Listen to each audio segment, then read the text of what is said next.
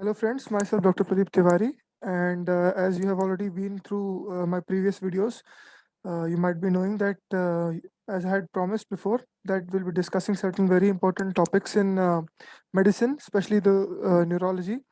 So here I have, I've started my video lectures. This will be my first topic. We'll be discussing about spinal cord disorders. Okay. Before we go on to study the spinal cord disorders, I want you to know a very important thing. Most of the time, spinal cord disorders will present as a paraparesis or a quadriparesis, right? During our residency in medicine and in neurology, when we find a case of paraparesis or a case of quadriparesis, we just try to jump up to a conclusion that this might be a spinal cord disorder, but that's not true. Paraparesis and quadriparesis come from a lot of other places.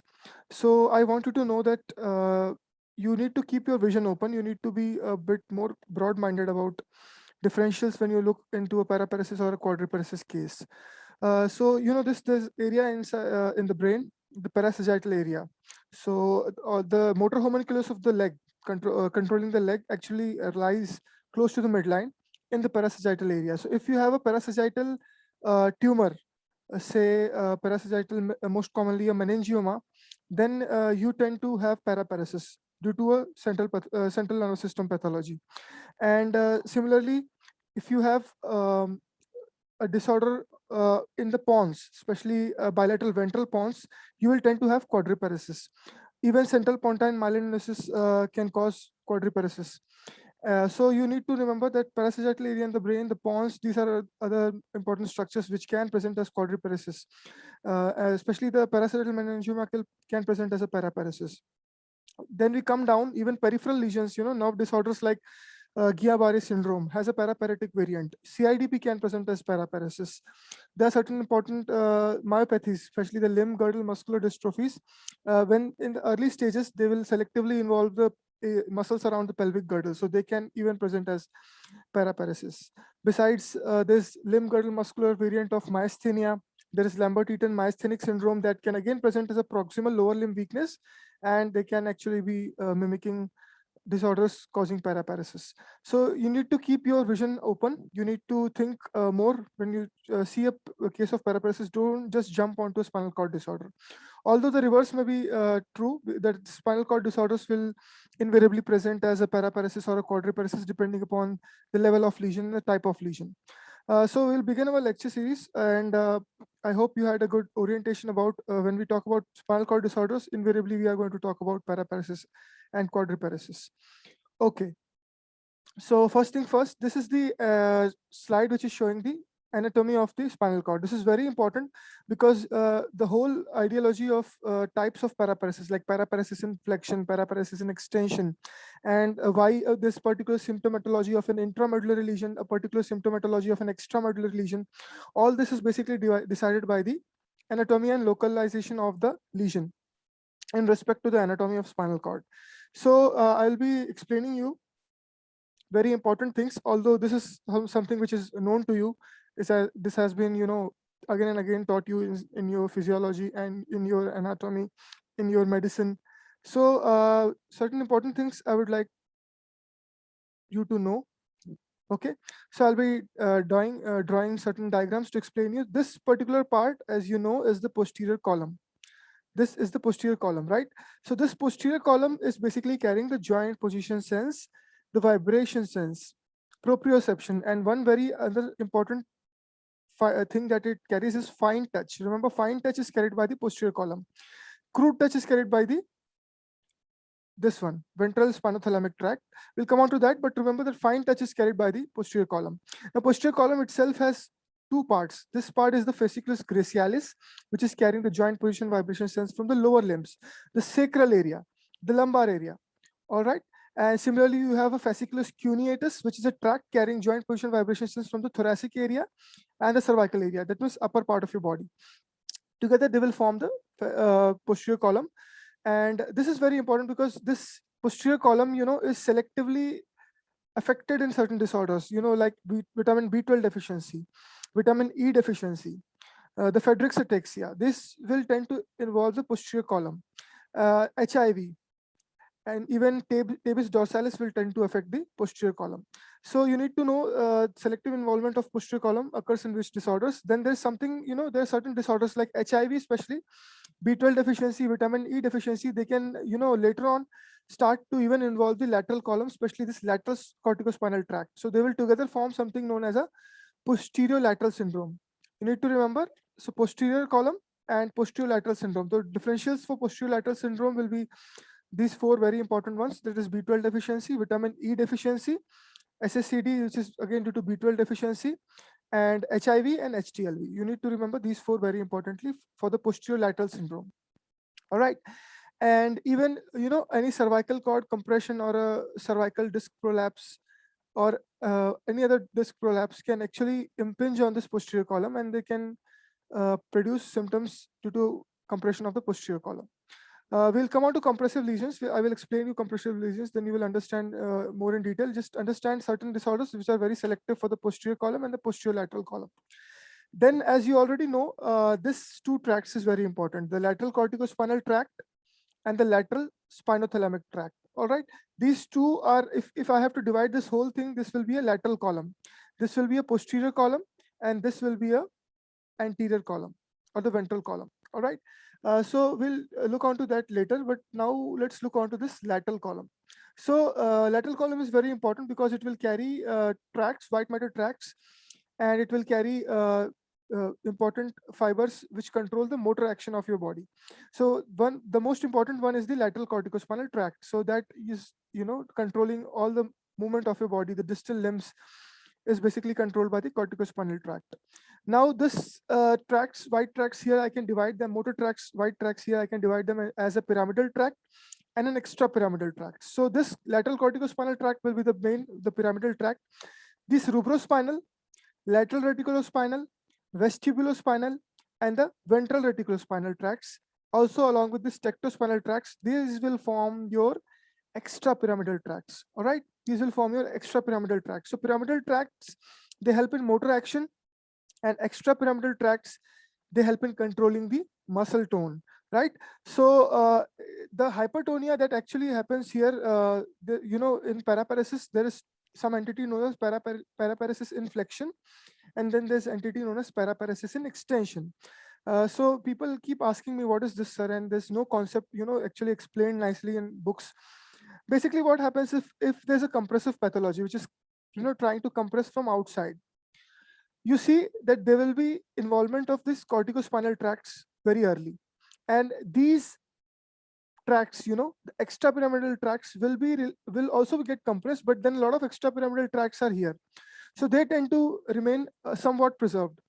Actually speaking, the lateral corticospinal tract and the rubrospinal tract, lateral corticospinal tract and the lateral reticulospinal tract, these two, the lateral corticospinal tract and the lateral reticulospinal tract. Now these two tracts have an inhibitory effect on the muscle tone. So what is their function is, they are bringing down the inputs from the higher centers onto the alpha motor neurons, and they have a inhibitory action on the alpha motor neurons. They tend to decrease the action of alpha motor neurons. They tend to decrease the tone. So if you have an upper motor UMN type of a lesion, the alpha motor neuron, the inhibitory effect from the cortical centers are lost. So they become hyperexcited. They become hyperexcitable. They function in a non-inhibited manner, and that is why you get hypertonia. All right. So this is very important, that these two tracts, they have an inhibitory effect on the alpha motor neurons, and they have an inhibitory effect on your muscle tone. The lateral corticospinal tract and the lateral reticulospinal tract. Now there are two other tracts which is very important for your tone. This is the vestibulospinal tract and the ventral reticulospinal tract. The vestibulospinal tract and the ventral reticulospinal tract. Now these two tracts are again important, but they function in a slight different manner. They tend to have an excitatory effect on extensors of the lower limb and flexors of the upper limb. They tend to have an excitatory effect on extensors of the lower limb and the flexors of the upper limb. So these is, if when you talk about extrapyramidal tract, even the lateral reticulospinal tract is an extrapyramidal tract. But when there's a compression from coming from outside, which is, selectively compressing the lateral corticospinal tract, and these ventral areas are relatively spared because they are more in the midline. So if the compression is from outside, you see that these two tracts are getting involved early, the lateral corticospinal tract and the lateral reticulospinal tract. These two tracts are getting involved early from an external compression or an extramedullary lesion. So they tend to cause, if the lesion is not very extensive, now it's only compressing these lateral columns, this lateral corticospinal tract and this lateral reticulospinal tract, then you find that the inhibitory effect from the cortical areas is lost. So there's unopposed action of these ventral column tracts, this unopposed action of the ventral column tracts, and this vestibulospinal tract and this ventral reticulospinal tract, they will tend to cause an extension posture of your lower limb. All right, so we have a situation where there's a compression from outside, the lateral corticospinal tracts are gone, the lateral reticulospinal tracts are gone, but the medial structures like the vestibulospinal and the ventral reticulospinal tracts are preserved. So they tend to exert an extension. The natural tone is to create an extension posture in the lower limb or facilitate the extensor muscles in the lower limb and flexors of the upper limb. So if you have a paraparesis, upper limbs are not getting involved. So if you have a paraparesis due to this pathology, which has a mild compression, only compressing the lateral columns, you tend to have an extension attitude, which is known as paraparesis in extension or paraplegia in extension. Okay. Now the same pathology is even more extensive. Now it is like impinging on the lateral columns. It's going even more medially. It's going and destroying this ventral column tracts as well. So you have lost both the pyramidal control as well as the extrapyramidal control. All right, you have lost the pyramidal control, you have lost the extrapyramidal control. So you have lost the natural extension tone in the lower limb. So you will tend to have a paraparesis in a flexion attitude. This is what is known as paraparesis in flexion. So paraplegia in extension is basically a mild pathology or external compressive pathology, which is selectively involving the pyramidal tract, sparing of the ventral tract, especially the vestibulospinal tract and the ventral reticulospinal tract. So they will tend to have an extension, they will tend to have a facilitatory, unopposed facilitatory action on the extensor group of muscles in the lower limb. So that will cause paraparesis in extension. If the pathology is even more extensive, it's going and hitting on to the ventral columns as well. You will have loss of both the lateral corticospinal tract, the lateral reticulospinal tract, as well as the ventral reticulospinal tract, and the vestibulospinal tract will also get affected. So you see that the natural facilitatory action on the extension muscles is lost, and you will have a paraparesis in flexion. So this is the concept of paraparesis in extension and paraparesis in flexion. All right. Next important concept I want you to remember is, the arrangement of fibers here. When you look at this lateral corticospinal tract and this lateral spinothalamic tract, and now you already know that lateral spinothalamic tract will carry the pain and temperature from the opposite side to one to two segments below. All right. So pain and temperature will be carried out from the lateral spinothalamic tract, and this and the corticospinal tract have a special arrangement of fibers.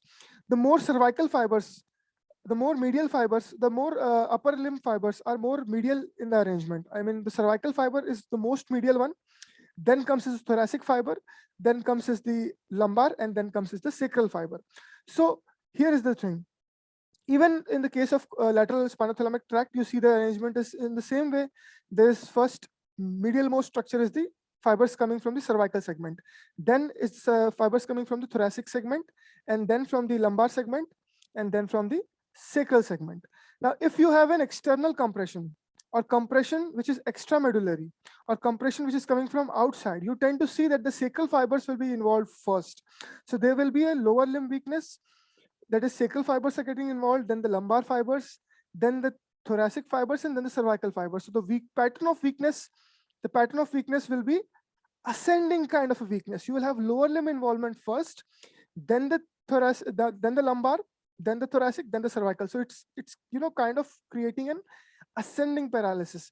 In the same way, if you look at the lateral spinothalamic tract, you will have the cervical pain and temperature fibers medial most. So if you have a extramedullary lesion, or an extramedullary compressive lesion, the sacral areas are going to get involved first, then the lumbar. The pain and temperature is going to get lost in the lumbar, the sacral first, then the lumbar, then the thoracic, and then the cervical areas. So if there's an extramedullary compression like this, you will tend to have involvement of the sacral pain and temperature fibers early. But at the same time, if you have a lesion here, that is intramedullary lesion. Some lesion here, like an ependyoma, or maybe a syrinx, or maybe a hematomylia, whatever may be the reason, you tend to have a pathology which is growing from here. Now, when this pathology is growing from here, what it will do is it will tend to compress the cervical fibers first. It will tend to compress the cervical fibers first, and then the thoracic, then the lumbar, and then the sacral. So that is the reason, you will have a descending kind of motor weakness.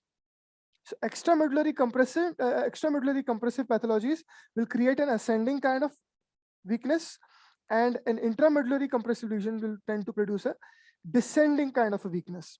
All right, this is one thing. Second important thing is, if this intramedullary pathology, what it will actually compress even before it starts compressing the white matter, what will it compress? This area, the gray matter, anterior horn cells, they will tend to get compressed even before your white matter tracts get compressed. So what it will actually do is, since it is compressing the anterior horn cells, it will tend to produce atrophy, it will tend to produce fasciculations. All right. So even in early syrinx, syrinx always doesn't grow like the classical dissociative anesthesia that you have heard of. Syrinx can grow in any direction. It's like a bag of water, so it tends to grow in expand in any direction. So when it expands, in initial stages, it will first compress, and it will first destroy the anterior horn cells. So they will very commonly mimic as a motor neuron disease, because we have this tendency, whenever we see an atrophy, whenever we see a fasciculation, we jump onto a diagnosis of a motor neuron disease. That may not always be true. You even have patients having atrophy of this thenar, hypothenar muscles and fasciculations in the hand, the polymyomyoclonus, in a patient of syrinx in its incipient stage, right? Because even before it starts compressing your white matter columns, it is basically destroying your gray horn cells, your anterior horn cells. So they will tend to produce atrophy and fasciculations. So this is one important learning that we learned here today, that atrophy and fasciculations are not, sacrosanct of motor neuron disease. You need to keep your vision even far more open in dealing with patients, especially who present with atrophy and fasciculations in the cervical, in the hypothenar and thenar areas, that is palm area of your hand. Always syrinx will be one of the differential diagnosis there. Okay, so this is one very important thing. So we learned about the descending paraparesis from an external pathology, ascending paraparesis from an external extramedullary compression, a descending paraparesis from an intramedullary compression. Intramedullary compression will even tend to have atrophy and fasciculation. Intramedullary lesions will tend to have loss of pain and temperature fibers in the cervical areas first, then the thoracic, then the lumbar. So you see this pain, temperature, and this motor weakness in the sacral segment will be relatively spared in case of an intramedullary pathology. So if this is intramedullary pathology, you see the pain and temperature and the motor weakness is relatively spared in the sacral segments. This is what you mean by sacral sparing. So you always read that in your differentials, that intramedullary pathologies will have a sacral sparing. And this is the reason why they have a sacral sparing, because of the arrangement of fibers, is in this way. The cervical one is the medial most, then comes the thoracic, then the lumbar, and then the sacral. So if the pathology is coming from inside to outside, sacral areas will be spared in pain and temperature and in motor weakness. This is very important. All right. And then you have this ventral column. So here there's this ventral spinothalamic tract. So ventral spinothalamic tract, remember, it carries crude touch and pressure. It carries, so I told you the fine touch is carried by the posterior column. So crude touch and pressure is carried by the ventral spinothalamic tract. And also there is uncrossed pyramidal tract, uncrossed corticospinal fibers known as the ventral corticospinal tract, but they have a very minor role in your motor action control. Okay, and these muscles, the rubrospinal is coming from the red nucleus, so that will have an effect on the muscle tone. The vestibulospinal tract, I already mentioned, vestibulospinal and the ventral reticulospinal, they will tend to have an facilitatory action on the extensors of the lower limb and the flexors of upper limb. Then there's this tectospinal tract, which is very important in controlling the head movements in response to auditory and visual stimuli. So they basically come from the tectum, or basically the inferior there are two important structures there, the superior colliculus and the inferior colliculus. So superior colliculus will control your eye movements and your head movements in response to visualizing something, and then this inferior colliculus is concerned with your hearing, so it tends to move your head in response to some external hearing or sound. So tectospinal tracts will do that function. All right. So then there's something known as dorsal spinocerebellar tract and the ventral spinocerebellar tract. So they will be basically carrying out the joint position sense to the cerebellum, and they will help in motor planning and programming. So dorsal spinocerebellar tract will carry out those all joint position vibration sense to the cerebellum, the proprioception to the cerebellum, uh, till the level of T1, and from T1 to coccygeal segment, all those tracts are carried by the ventral spinocerebellar tract. So they both are basically different in their areas in which they are carrying out the information from, but the function is still the same. They will carry out proprioception to the cerebellum, so they will help to provide input to the cerebellum for carrying out a motor planning or motor activity. Okay, so this is very important, and this is the anterior horn cells, you already know. So I talked about the anterior horn cells and how they can even be involved most commonly in an intramedullary pathology, and they can be atrophy, they can be fasciculation from an intramedullary pathology. So you can actually have a disorder which is very mimicking to a motor neuron disease. So always keep a differential of syringe, so keep a differential of intramedullary pathology open, even if the patient has having atrophy and fasciculation and you have already made a diagnosis of MND. You still need to get an MR done and rule out any secondary reason for this motor neuron disease. Okay, so this is very important. Now we'll go on to the next slide. This is again a very important slide. Okay.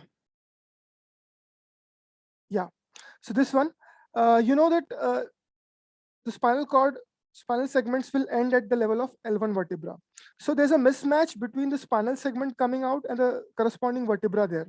Now this is very important. You know, suppose if I see a patient in my OPD or in my ward and I make a diagnosis that he is having an impaired sensation is below the level of umbilicus and he's having paraparesis. So I've made my decision that this, is basically a T9, T10 spinal level. Now, when I make a decision like that, I need to back it up with a radiology. So I need to, and screening each and every vertebra, each and every part of the spine is very tedious. And even it's very uneconomical, especially in a country like India, where you are, always instructed by the patient that please doc, write minimum investigations, because budget is not permitting us to carry out extensive investigations. So you need to be very specific to the radiologist. Now look, radiologist, I want you to see at this particular vertebra, because I have got a spinal level at T10 or T9 vertebra. I need you to keep a check on this T6. I got a spinal segment pathology at T9 or T10. I need you to check this T6 vertebra basically. So you need to tell him that which vertebral segments, maybe one or two above and below, that he needs to carefully look upon, and he needs to do a thorough screening of that particular segment, right? And so you will actually conserve a lot of time and money of the patient also, and of the radiologist also, and there's less chance that he will miss out something, because when you ask him to scan like 33 vertebra, he may actually goof up and try to ignore certain important vertebral segments. So it's very logical that you have to explain to the radiologist that I need to check these particular vertebral segments. Now how can you decide which vertebral segments you have to check? So because this for the same learning of this spinal level and corresponding vertebral level is very important. Okay, so in upper cervical vertebra, actually, this is not very true. The whole thing is upper cervical vertebra is quite a broad statement. I'll be very specific till the level of C5. Till the level of C5, you see that the spinal segment is very corresponding to the vertebral segment. So if there's C2 vertebra, there's C2 spinal segment which is corresponding to it. If there's C3, it's corresponding. It's C4, it's corresponding. Now, from below C5, that is from C6 to C8, there is only 7 vertebra. It is C7 vertebra, and you have 8 spinal cervical segments. All right, you have 8 spinal cervical segments. So you need to know that from C6 to C8, the level of vertebral lesion will be one above the corresponding spinal level. So if you have made a spinal cord level at maybe say C8 or C6, then you need to ask the patient to, if the level of spinal lesion is C6, you need to ask him to see C5 vertebra. If the level of lesion is around C8, then you will ask him to see C7 vertebra. Okay. In the same way, for the upper thoracic, now upper thoracic is again a very vague statement that actual is from T1 to T6. Remember, T1 to T6. So it's from T1 to T6, the level of thoracic vertebral level will be 2 above the spinal level. So if you have T4 spinal cord involvement, the level of lesion is T4 around the nipples, then it's the T2 vertebra that you will ask the radiologist to keep a focus on. All right. In the same manner, if you have the lower lower thoracic spinal level, that is from T7, T1 to T6 is already done. So T7 to T9, T7 to T9. So if you have T7 to T9 spinal cord segment level, you will ask 3 above vertebral level. So the radiologist should be keeping focus on at least 3 vertebral levels above the spinal level. So if you have a spinal level, say T9, you will ask the radiologist to keep focus on T6 vertebra. Okay, so this is the meaning of this whole. And then all the lumbar segments, especially T6 to T9, that is very important. So all the lower thoracic, even for that matter, your T10, your T11, your T12, from T6 onwards to T12, remember, all those spinal cord levels will be 3 above. The spinal cord level will be 3 down the vertebral, corresponding vertebral body level. So if it's T12 spinal level, you will ask him to keep a focus on T9 vertebral level. Okay. So this is very important. Now all the lumbar spinal cords, spinal segments, all the lumbar spinal segments, that is L1 to L5, will be placed between the T10 to T12 vertebra. All the lumbar spinal segments will be placed between the T10 to T12 vertebra. So if you have involvement of this lumbar spine, or you have made a spinal level of L2, maybe at the level of inguinal ligament, now you want radiologist to keep a focus on the T10 to T12. Most likely T11 and T12 will be the vertebral pathology level. So this is important. Similarly, all the sacral spinal segments will be exiting between the T12 and the L1 vertebra. So all the sacral spinal segments will be exiting from between the T12 to L1 vertebra. So that if you have S2 involvement, S3 involvement, you have made a segment like if you have the plantar area, the sole of the feet is getting affected, you have made a level of lesion as S1, then you need to keep focus on this T12 and L1 vertebra. That is the place where the pathology will be most likely. All right. So this is again important, corresponding vertebral level in comparison to the spinal level. So clinically, what you make is this spinal level is the spinal level. The sensory level is the spinal level, and then the vertebral level will be either 1 up, 2 up, 3 up, depending upon the which spinal segment level it is, following this particular rule. Okay. Now, one more important thing I want you to know is what is this sensory level? Especially in cases of transverse myelitis, in cases of myelopathy, they will always tell you what is the level of lesion. Now, this level of lesion is basically the spinal level, is the sensory level. All right. So the spinal level or the sensory level is, we tend to always, if we have a sensations lost below nipple, we tend to say that, T4 spinal cord segment is the level of lesion. And if we have involvement of the umbilicus, we tend to say that T10 is the spinal level. But, according to the international consensus, the spinal level or the sensory level will be the caudal-most area of preserved sensation. All right. So if you have the patient with whose sensations, everything are lost below the umbilicus, then scientifically the level of lesion is T9. It's not T10. Although for your common language and what we all practice is, we keep saying that this is T10 level, this T10 level, this T4 level. But scientifically understand, especially for your viva purposes, especially if somebody is doing a DM residency, a neurology residency, then be very specific.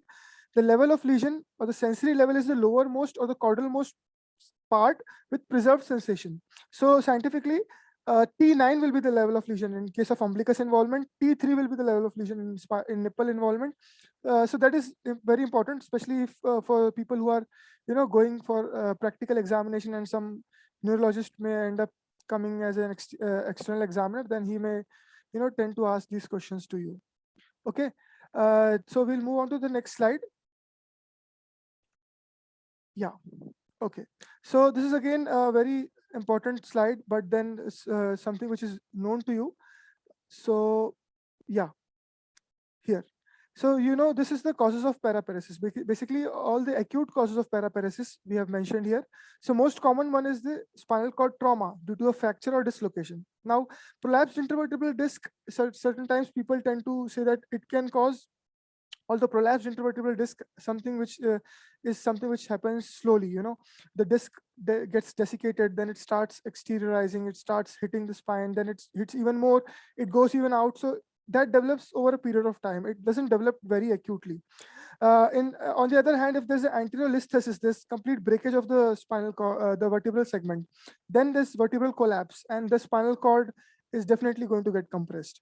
So you have the spinal cord trauma, this fracture dislocation of spine, that will tend to cause, if you have a hematomyelias, this again due to trauma, or maybe you were having a syrinx and now suddenly you had a atriovenous malformation in your spine, and suddenly there's a bleed inside. So that is basically blood inside the spinal cord, which is hematomyelia.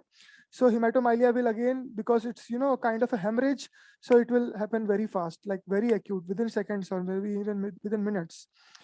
Second important thing is the infarction, the spinal cord infarction. So you tend to have this, in the neurology residency, a lot of times CTVS people, they will tend to send you a call that there was this patient who was ejection fraction was very low, and suddenly after the surgery, he's not moving his leg. So you already know the diagnosis. You know that there was a hypertension, and now there's a cord infarction, and now that has caused this paraparesis. So this is again a very acute cause. Within seconds, patient can have paraparesis and without any warning signs. So that is again like infarction of the spinal cord. Now, one very important thing I want you to know, that spinal cord, is the blood supply of spinal cord is yet another very interesting thing. So I will, try to explain you in a very short manner. The anterior spinal artery and the posterior spinal artery. There are two main arteries. So the anterior spinal artery is basically a branch of vertebral artery, and the posterior spinal artery is a branch of the pica. All right. So they tend to supply the whole of the spinal cord. Now, the anterior spinal artery will tend to supply all the lateral columns, all the anterior columns. So I will, show you in a short brief here. Yeah. So your anterior spinal artery, will tend to, supply all these anterior areas and the ventral areas. Anterior 2/3 will be supplied by the anterior spinal artery, and the posterior column predominantly, and the posterior 1/3 will be supplied by the posterior spinal artery. Besides this, there's a lot of feeder arteries. There's a lot of feeder arteries which come from the posterior intercostal vessels, and at each segment they will tend to supply the spinal cord. At each segment they will tend to supply the spinal cord, along with this. Along with this anterior spinal artery and the posterior spinal artery. So they create a network of capillaries here known as vasa corona, right? So the posterior spinal artery here, they are paired. Basically, there are two posterior spinal artery and there's one anterior spinal artery. So they will create, along with the feeder arteries, they will create a network of capillaries here known as vasa corona. Now, there's one very special feeder artery which is coming at the level of T11 to T12, which is known as artery of Adamkiewicz.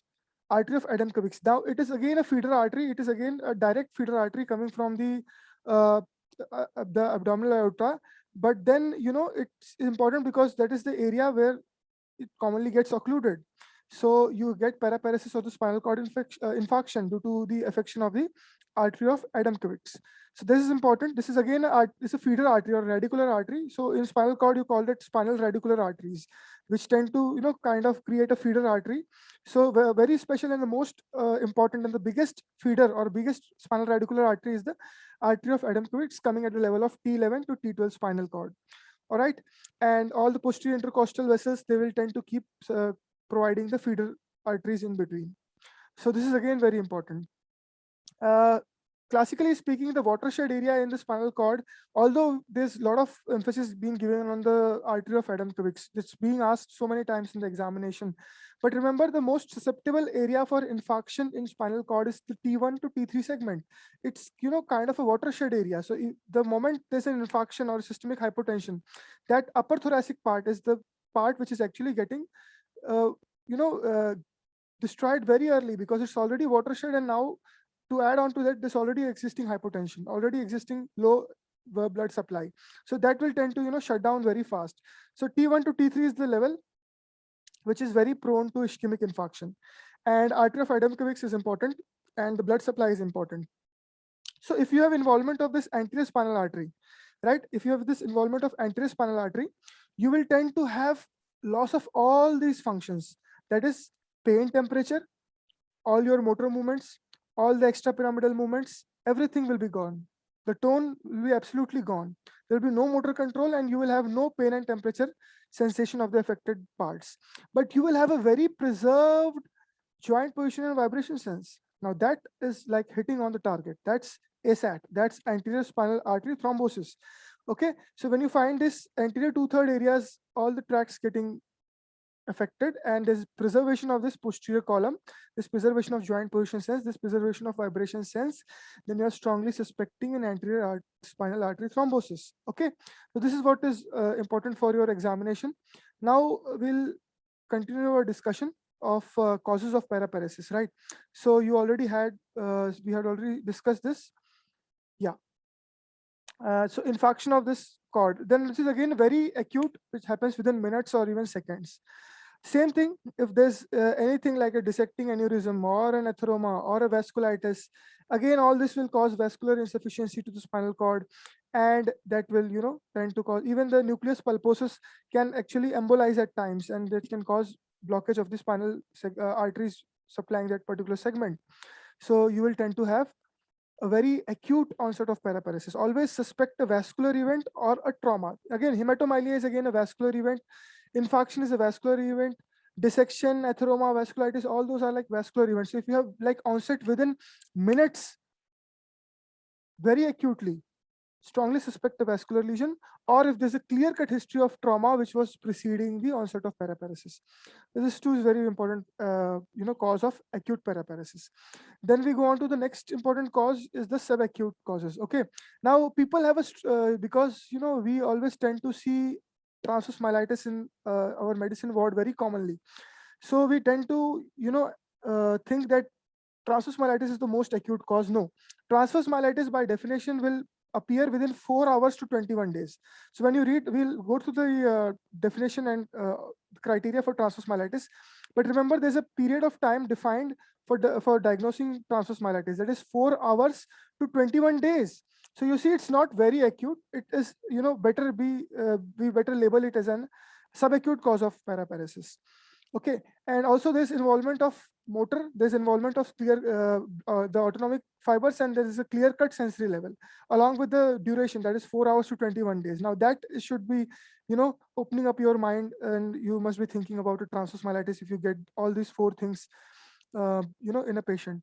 So if I have to place transverse myelitis, although there's a common belief that it's acute, but more better definition would be a subacute kind of a onset for paraparesis. So here you have this post-infectious myelitis, then your demyelinating disorder. All this is basically causing transverse myelitis.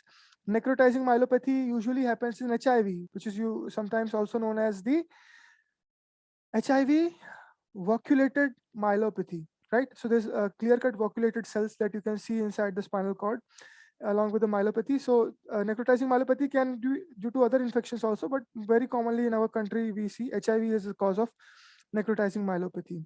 Also epidural abscess or any other infection, which is again causing kind of inflammation, that will tend to have involvement in a subacute manner. Not very acute, not within hours, minutes, but maybe hours to days or weeks. All right, and when this happens, as a rule, as I told you, lower limb sensory involvement and autonomic involvement, the sphincter involvement will always happen. Okay, because they will tend to affect all the tracts in a particular segment. They will tend to affect all the tracts there in that segment.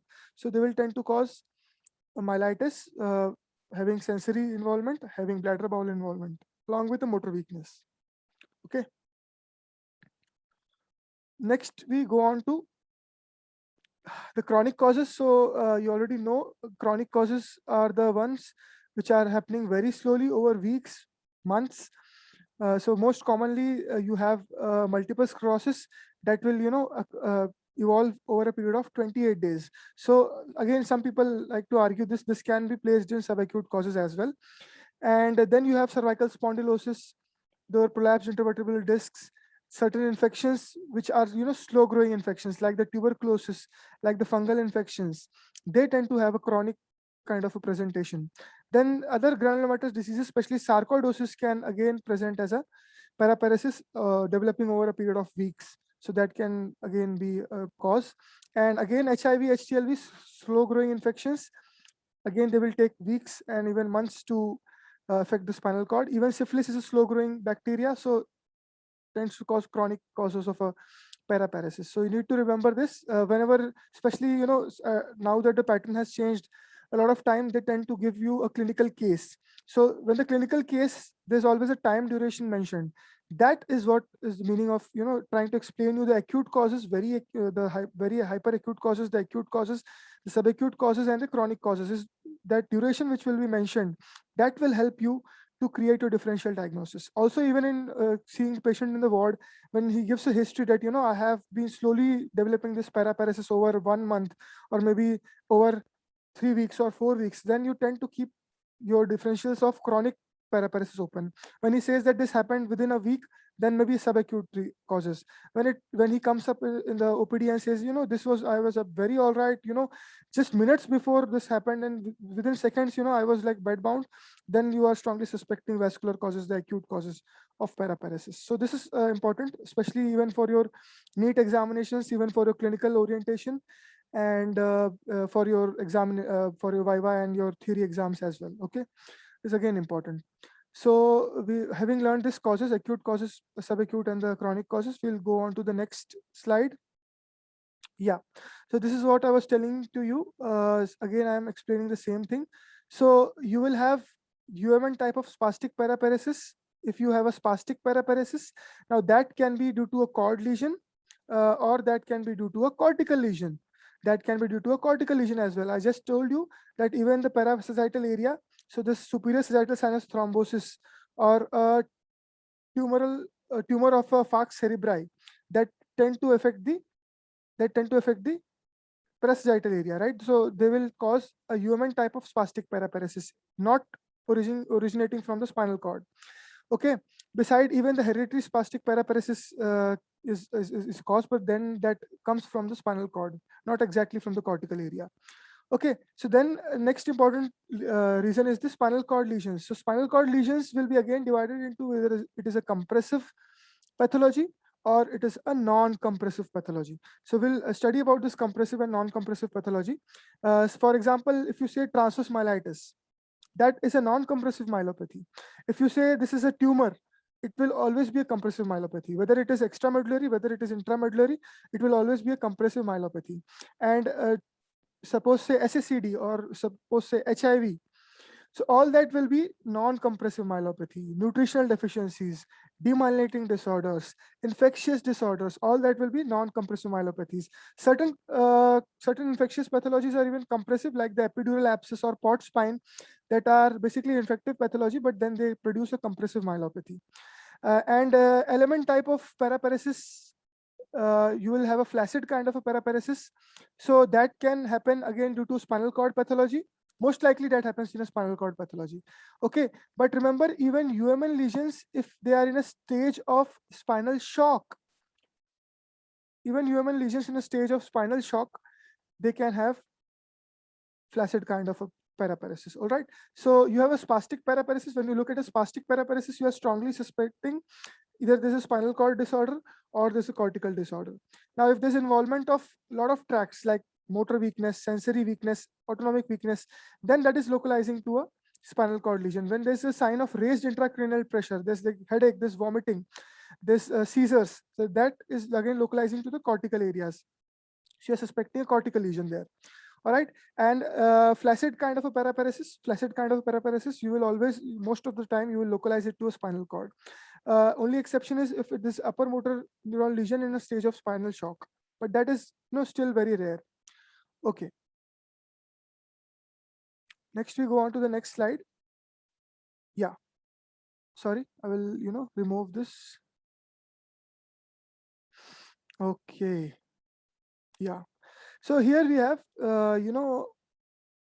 we have, yeah, we have compressive myelopathy that I already told you. So compressive can, any tumor, any external compression will be compressive myelopathy. Any inflammation, any infection of the spinal cord will be, non-compressive myelopathy. Spinal cord infarction will be a non-compressive myelopathy. Compressive myelopathy is again divided into two important pathologies: the extramedullary, that is compression coming from outside to inside, from lateral to medial, and then the intramedullary compression. So if there's a tumor or a syrinx like ependyoma or astrocytoma growing from the central canal, or there's a syrinx expanding in the central canal, so you will have a intramedullary pathology. Okay, so both are compressive, but then this is intramedullary compression and that is extramedullary compression. And extramedullary compression is again divided into two types. That is, if the compression is from outside the dura, extradural, and that is the most common one. That is 80% of all extramedullary lesions will be extradural. Now there are certain extramedullary lesions which are intradural. I mean, they come from outside, lateral side, lateral to medial. Compression is from outside to within the spinal cord, but then the pathology growing is intradural. Best example for this is a neurofibroma. Another example for this will be a meningioma. Other example for this may be an epidural abscess. Okay, so this is relatively rare and this is relatively very common. Right. So we'll look on to the lesions which tend to cause this as we proceed forward.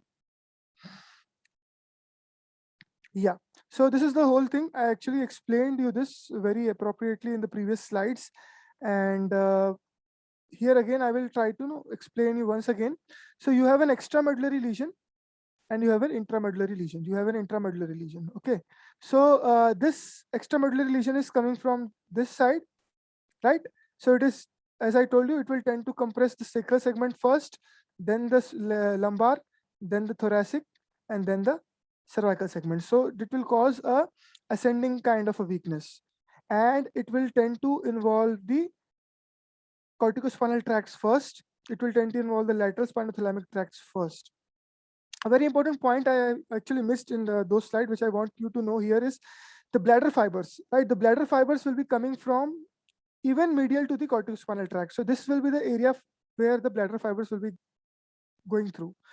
So if you have to equate all the fibers, the medial most will be the bladder fibers. The medial most one will be the bladder fibers. So bladder fibers will be the medial most, even medial to the corticospinal, even medial to the lateral spinothalamic tract. They are very close to the gray matter. So they will come like this. The fibers carrying the control for the bladder. Okay. So if you have an intramedullary pathology, those fibers are going to get affected very early. So you will have an early involvement of bladder. Now I want you to know what this early involvement of bladder means. Now see, you have a patient who is having extramedullary compression, right? He is having a lot of motor weakness. Now the compression goes on. Even it starts compressing even the medial structures. So it's now even compressing the bladder fibers. So you see that even an extramedullary lesion will have bladder involvement. If the lesion is very extensive, if it's going on and hitting even the medial structures in the spinal cord, you will have bladder involvement. But the point is that this corticospinal tracts will be very much affected before the bladder gets involved. So this corticospinal tracts will be affected even before the bladder gets involved in case of an extramedullary lesion. But in case of an intramedullary lesion, you see the bladder will be involved even before the corticospinal tracts are affected. I mean, you will have involvement of bladder despite the fact that patient has a significant motor weakness. You see that patient will come to you and says that, I have this incontinence of bladder, or I have this retention of urine, but then you see his motor weakness is not very prominent. Now that should point towards an intramedullary pathology. That should create a strong suspicion in your mind about an intramedullary pathology. But if the patient has, a lot of weakness, he's already bed bound, he's already paraparesis, and, then he comes and says, I have bladder involvement, I'm retaining urine, then you must be thinking that this is the same pathology. Now it's even going more medial and it's even started affecting the bladder fibers.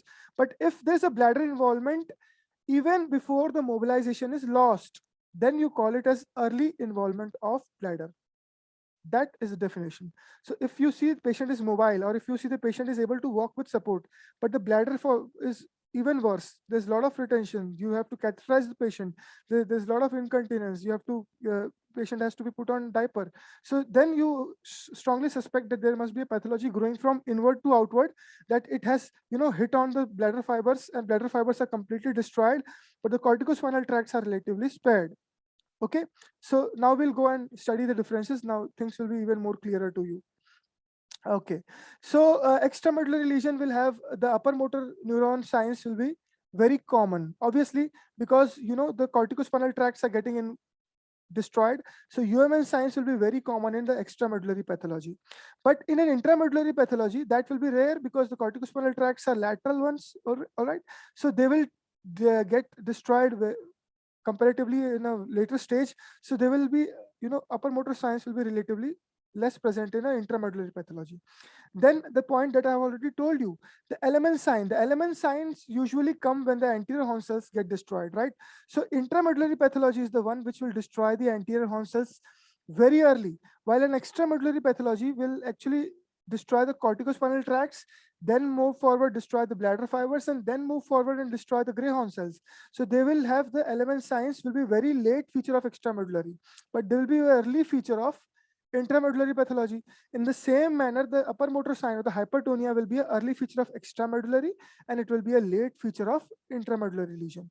Okay, you understand the reason why this happened is because this extramedullary is involving the corticospinal tract very early, while the intramedullary is involving the gray horn cells very early. Okay, now coming out to sensory. Okay, so if most likely if there's a extramedullary pathology, you know that from the spinal cord there will be spinal segments or spinal roots which will be coming out. So there will be spinal roots which will be coming out. So if there's extramedullary pathology, it's going to hit the root very early. It's going to hit the root very early. So root pains or a radicular kind of a pain radiating to a particular nerve distribution, pain radiating to a particular nerve, that will be again very common in extramedullary pathology. So root pains will be very common in extramedullary pathology, while root pains will not be common. This funicular pain is a diffuse kind of a pain. You ask the patient to localize it, he will say this is not localized to this particular area, or it's not radiating to this particular nerve. It's it's like in the lower back, and it's diffuse. Now that is a funicular pain that is commonly seen in an intramedullary pathology. While root pain is a very sharp, excruciating, lancinating kind of a pain, and it is very localized. He will tell you that see it is starting from this particular segment, and then it's radiating down this nerve. Most commonly, patients will come to you OPD saying that they have this backache, and then it's very painful at a particular site. They will point their fingers on that site, and then they will say, that it radiates down over that sciatica area or the back of the thigh. They will tell you that it's radiating down till here or there. Now that is extramedullary lesion that happens due to prolapse intervertebral disc. So roots are getting involved early. The root pain is very early. While a patient of a transverse myelitis will obviously tell you that there's a back pain, but then it's not very localized. He's not able to localize it, and it's vague and it's diffuse. That is a funicular pain that comes from an intramedullary pathology. Okay. Okay. Dissociated sensory loss. Again, as already known, like in syrinx, the corticospinal tracts will get involved at a slightly later stage.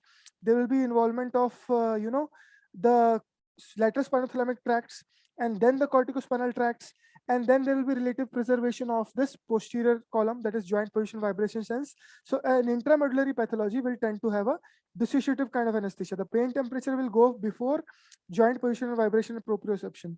So that is the meaning of this dissociated sensory loss that will be present in a intramedullary pathology, that will be absent in extramedullary pathology. All right. Sacral sensations, as I already told you, fibers are outermost.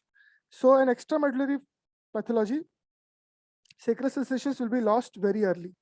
While in intramedullary pathology, sacral sensations will be preserved. Sacral sensations will be preserved. Okay. Joint position vibration sense, if this intramedullary pathology growing like this, it's moving laterally, that joint position sense is going to be relatively spared. But if there's a prolapsed disc or mostly compressive pathology which is coming from behind, then it will hit on the posterior column even before it hit on to the gray horn or it goes medially. So there's extramedullary lesions will tend to compress the posterior column, while the intramedullary lesions will usually expand in a lateral manner, so they will tend to relatively spare the posterior column. So joint sense is relatively spared, or there's a late involvement in intramedullary pathologies, but it's early, or the joint position sense is lost very early in a extramedullary pathology. Lermit sign is again due to involvement of the, remember, Lermit sign is due to involvement of the posterior column. When there's a cervical spondylosis, when there's a SSCD, you tend to have multiple sclerosis at the cervical level. You tend to have involvement of the cervical cord, posterior column. Then the moment you try to flex your head, there will be electric current like sensation running down from your affected spinal segment to lower down. That is known as the Lermit sign. So Lermit sign basically comes from involvement of the posterior column. So as a rule, I told you, it's the extramedullary pathologies which will compress the posterior column first, and the intramedullary will have late involvement of the posterior column. So you see that Lermit sign will be late in intramedullary pathologies, but it will be present early in extramedullary pathologies, and it will be absent in a intramedullary pathology. Autonomic involvement, bladder bowel involvement, as a rule, bladder fibers are running down from this side. They are the medialmost structures. So intramedullary pathology is going to hit them very early, but an extramedullary pathology is going to hit them very late. So bladder involvement is early in intramedullary lesions. Bladder involvement is late in a extramedullary lesion. Now extramedullary is again, as I told you, divided into the intradural and the extradural. So the extradural, intradural will be relatively asymmetrical. They will be relatively asymmetrical. They will be more acute and they will be more rapid. And there are more likely chances that this is a tumor. Okay, more likely chances that this is a tumor or a very poor pathology having poor prognosis. So when it's intradural, it remains confined due to the dura mater itself. It remains confined to one particular area. So it is usually asymmetrical. The side on which it is confined, it will be symptomatic on that side. The other side, it won't spread because the dura is actually trying to hold it there. So they will be more asymmetrical. The intradural pathologies will be more asymmetrical. While extradural are coming from outside the dura, they are not localized to the dura. They are not confined by the dura. So they will, dura here will try to create, kind of a cushion. And in creating a cushion, it will uniformly disperse the stress that is coming onto the dura. So they will be, the extradural pathologies will be tend to creating a symmetrical kind of weakness, while intradural will be creating a asymmetrical kind of weakness. So that is one main reason. Also, extradural compressions, because of this cushioning effect of dura, their symptomatology will be relatively slow. While the intradural pathologies, the dura is trying to confine it, but it's not able to cushion it. So there, the hitting of the spinal cord is quite early, and their symptoms are more acute and more rapid in onset. But extradural pathologies, due to the cushioning effect of the dura, their progression is slow, and they are usually progressive in nature rather than being rapid as compared to intradural pathologies. And most likely all the pathologies that cause extradural compression are relatively benign, but pathologies which cause intradural compression are relatively malignant, especially the neurofibroma and meningioma. These two are very important. So if I have to rate this extramedullary intradural, two important tumors that you need to remember, as I already told you, that it will be neurofibroma and meningioma. And intramedullary tumors are most likely ependiomas and the astrocytomas. Okay, so we'll move on to the next slide. All right, this is the same thing, but then trying to explain you with a pictorial diagram. Okay, so I will move this a bit.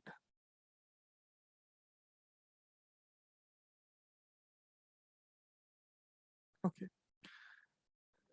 so here it is. The same thing. If there's an extramedullary tumor, sorry, if there's an extramedullary tumor, there will be. I will draw it. Then I will use my pen. Okay, yeah, here it is. So if I have to move this, yeah, perfect. So if you have this extramedullary tumor, you see that there will be, as I mentioned, there will be radicular pain. They will be tender to palpate because the pathology is exteriorly located. So if you palpate, you know that you are kind of creating more compression. So that will be tender to palpate.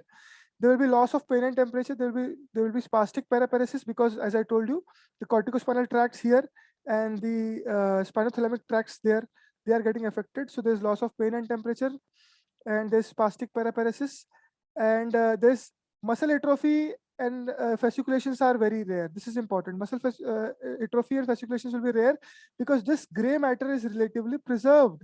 This gray matter is relatively preserved. So you see this muscle atrophy and this fasciculation is not very common. Okay, is not very common. Actually, this is wrongly given. This will be relatively uncommon in extramedullary tumor. This will be even more common in an intramedullary lesion, because they will tend to, this thing is wrongly mentioned here. I would like to correct this. Muscle fasciculations and atrophy will be more in case of a intramedullary pathology, and extramedullary pathology, this will be rare. This will be relatively rare. And bowel and bladder involvement is again very common in a intramedullary pathology as compared to an extramedullary pathology, where bowel and bladder involvement is again late, because this bladder fibers are here and this is compressing it late, but here the bladder fibers are getting compressed very early.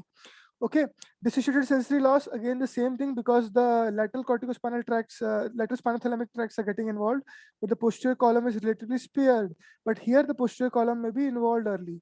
So you tend to see that they will have relative preservation of, there's a dissociated sensory loss, that is pain and temperature are lost early, and posterior column, that is joint position vibration sense, is relatively spared. But in extramedullary pathology, the posterior columns are getting affected, joint position sense is getting affected early.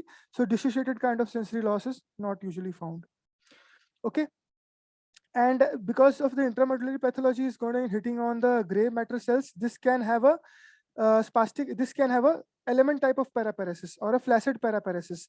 But this, since it's causing paraparesis due to involvement of the corticospinal tract, this will tend to be spastic paraparesis. This will tend to, extramedullary will be tend to have a spastic paraparesis, while the intramedullary will tend to have a flaccid paralysis. The same thing, so spastic paraparesis is more common in the extramedullary pathology, and spastic paraparesis is not prominent in the intramedullary pathology. Same thing. This is very important slide. Only thing is, this thing is wrongly written, that muscle fasciculations are common. No, muscle fasciculations are more common in intramedullary pathology, and muscle fasciculations will be relatively uncommon in extramedullary pathology. Same thing, that is involvement of gray horns first. So this is the thing. The order of compression is important. So the first involvement is the pyramidal tract when the compression is from outside, that is in the extramedullary pathology. First involvement is the pyramidal tract, then the posterior column, and then the lateral spinothalamic tract. So intramedullary pathologies will tend to spare the posterior column. They will affect the lateral spinothalamic tract. They will affect the pyramidal tract.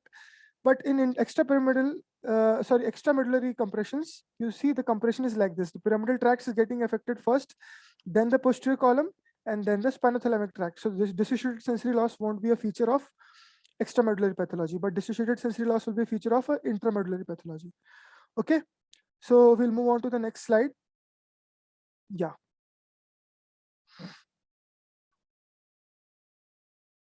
Okay, this is again the same thing. I've already explained you this paraparesis in flexion and paraparesis in extension.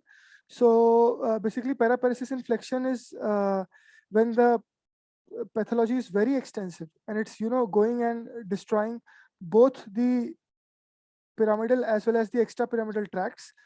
So you have the natural extension tone by the vestibulospinal tract and the ventral reticulospinal tract that is lost. So the lower limb muscles are in an attitude of flexion. Both pyramidal and extrapyramidal tracts are gone. And pathology is very extensive pathology, right?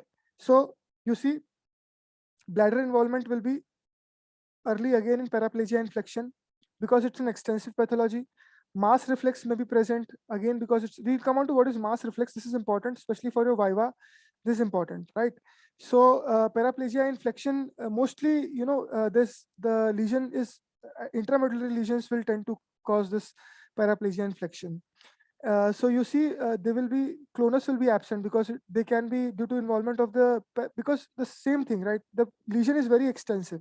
It's going on hitting all the tracts. It's going and hitting on the bladder fibers. It's going and hitting on the anterior horn cells. So even the anterior horn cells are gone. So they will present as a flaccid weakness. They will present as flaccid weakness. So clonus is absent. Reflexes are less exaggerated, and mass reflex may be present. and bladder is involved. Again, the same thing, because it's an extensive pathology. The pyramidal tracts is getting destroyed, the ventral or the medial tracts are getting destroyed. It's going and hitting on the gray column. It's going and destroying the bladder fibers. So you see all the features are explained by this. That is, paraplegia inflection is a extensive pathology.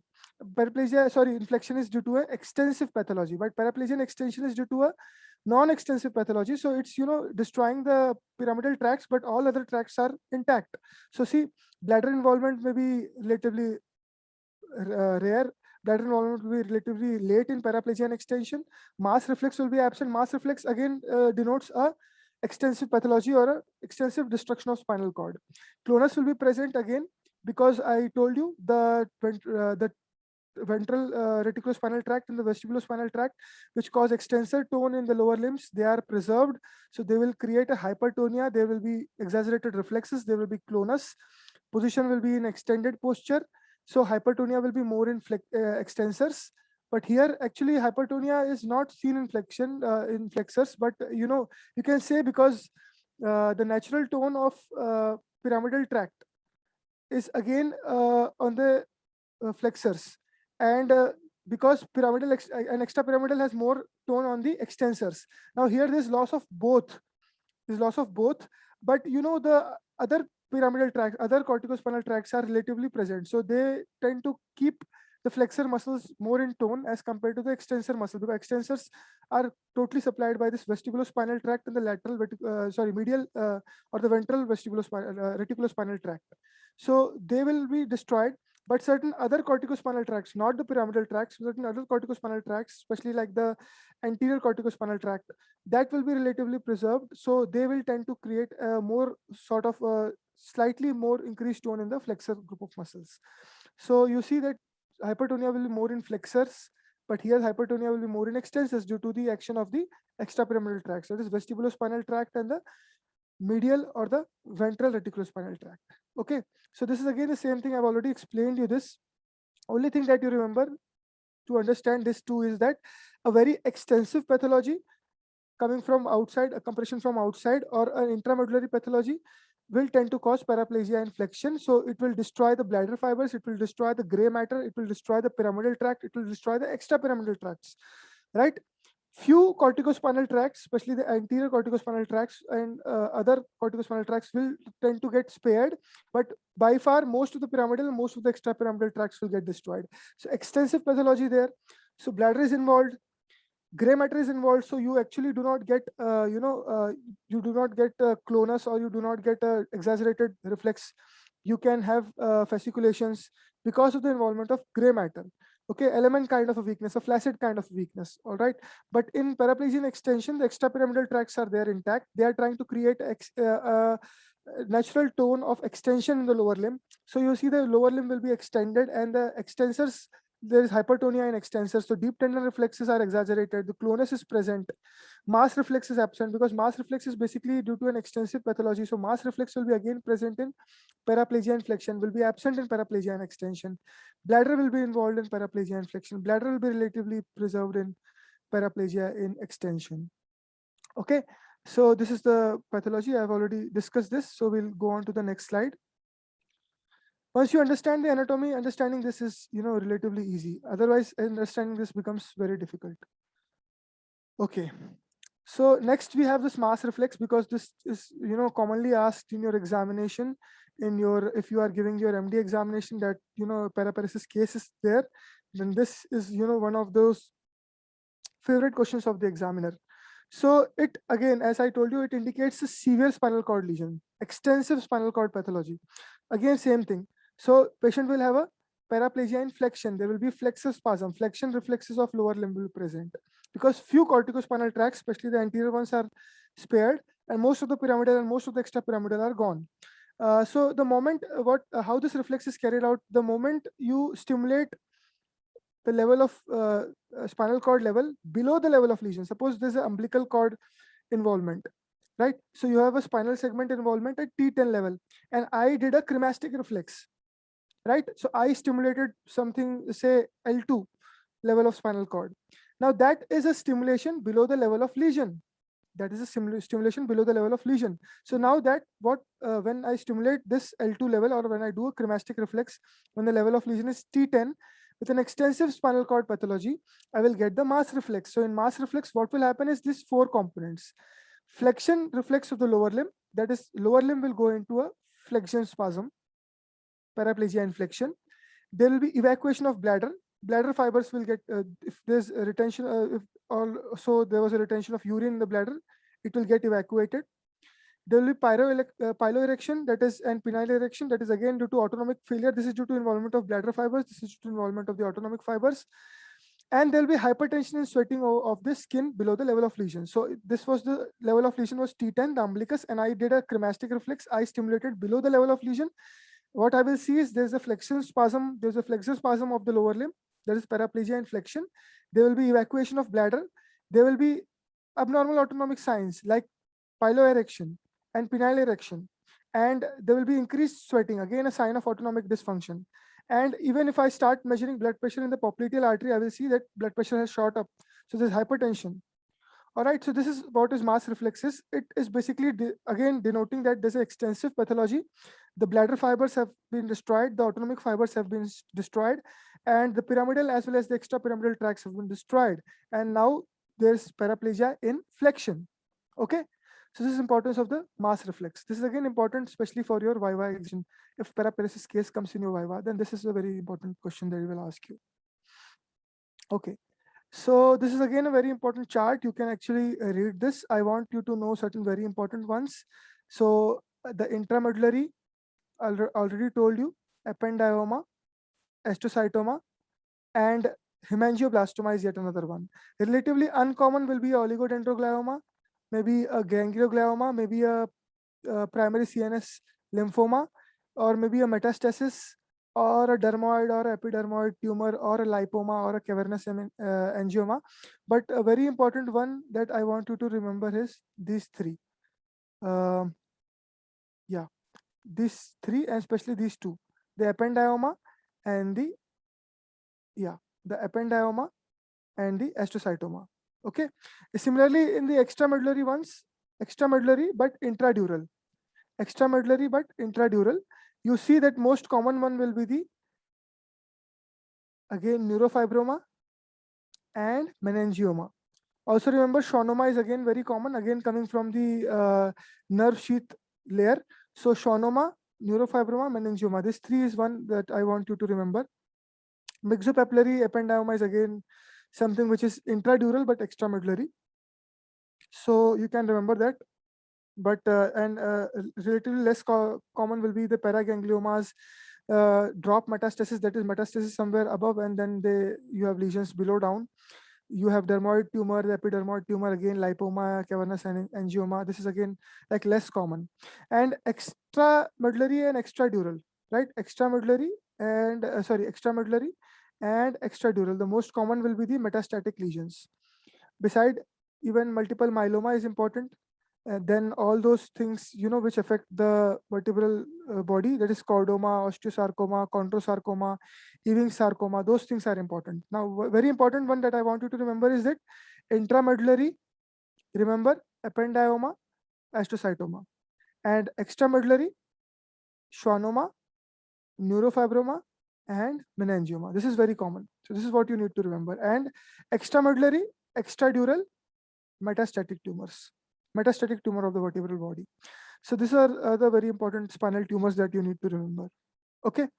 Next, we go on to the next slide. Okay, so we have the dermatomes and the myotomes. Now, this diagram actually shows a lot of dermatome and a lot of myotome, but I will tell you, very important ones. So you see this hand is very important, right? So in this hand, the thumb area, if you see the the palmar surface of the hand, the thumb area, the sensory fiber is from C6. The index finger and the middle finger, they will be from C7. And the little finger and the hypothenar area will be from the C8 segment. Now this is important. Next important one is this nipple level. That is, at the level of T4 vertebra. T4 vertebra. The nipple is important.